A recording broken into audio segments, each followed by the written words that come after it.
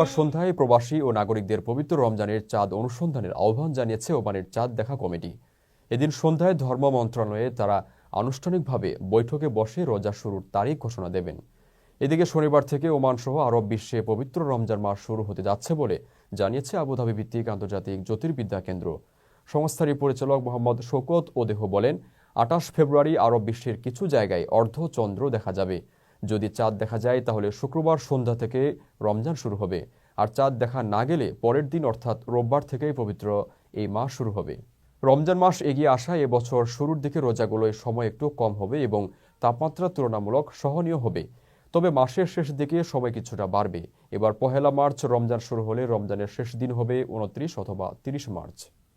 এর আগে সৌদি আরবের জ্যোতির্বিদ্যা বোর্ডের সদস্য ও রয়্যাল কোর্টের উপদেষ্টা শেখ আবদুল্লাহ বিন সুলাইমান আল মানাইয়া জানান, এবছর রমজান মাস হতে পারে ২৯ দিনের। সে হিসেবে রমজানের শেষ দিন হবে আগামী ২৯ মার্চ, আর ঈদ উল ফিতর পালিত হবে ৩০ মার্চ। তবে চাঁদ দেখা যাওয়া সাপেক্ষে বিষয়টি ঘোষণা দেওয়া হবে।